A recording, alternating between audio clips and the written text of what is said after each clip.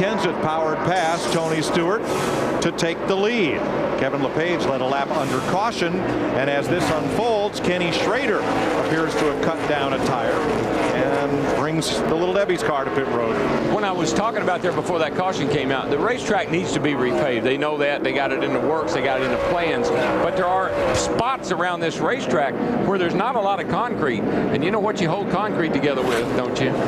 Rebar. Rebar. And so I think there's a possibility. I don't know this for a fact. There's a possibility that that's one of the factors in some of these cut down tires. Yeah, this concrete surface is 14 years old. Was put down for the first time in 1992. And it's been ground a couple of times to smooth out some of the rough places in it. It is scheduled to be replaced in the summer of 2007.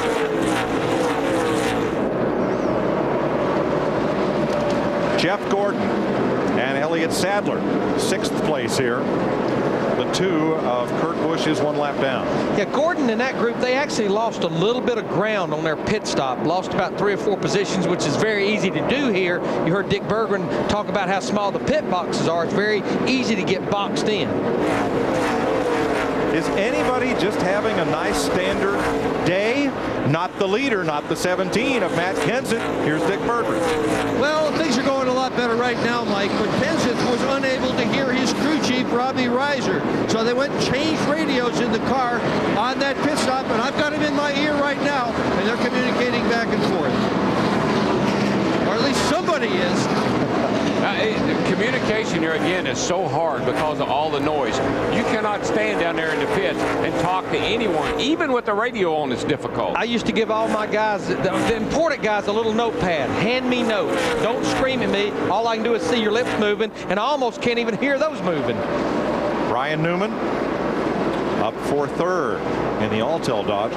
When I worked the pits here, I would carry a notepad and show the crew chiefs the question on paper, because if I asked it, there's no way they could hear. They would just give you an answer of something. Right. I didn't hear what you said, but Tell you what, that was another cat that's been on the move right there. We were just riding with him, Kevin Harvick, in that 29 car, started back in the 14th position. I think those guys had a great pit stop, and he's moved up to the 4th position, the defending champion of this race from 1 year ago.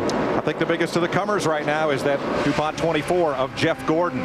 Now he's battling Michael Waltrip, who's a lap down, and gives him plenty of room. And Gordon sets sail for Kevin Harvick, the 4th place car. And Larry, you were talking about how the cars would look when the race is over with. I bet you that 24 looks like it hadn't been in a race when the race is over. And you're about right. But right now what's going on, it looks like Jeff Gordon, the 24, is poking the hole, and Kurt Busch in the 2 says, okay, I'll go through it with you. 10th place. On the right of your screen, Mayfield and Earnhardt Jr. Tell you what, we watched that 8 car yesterday in practice. Dale Earnhardt Jr., the Budweiser car, looked awfully good, looks pretty sporty here as well. Another cut tire. Stanton Barrett, 95, held up a pack of cars out of turn 2. Finally, he was able to get down to the bottom of the racetrack. He'll pit on the backstretch side. It's like right front on that car, too. It looks like it's limping by with the right front down. One thing I'm noticing, and maybe it's early to say this, but it looks like when you run out of the groove, 95's been pushed up high a couple of times, that's when you have the problem. Next week, another short track. The paperclip shaped Martinsville, Virginia Speedway. It's the DirecTV 500.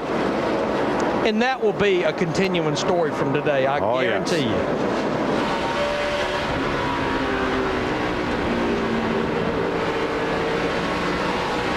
You're watching Kevin Harvick at work. The car in his mirror is the 24 Jeff Gordon.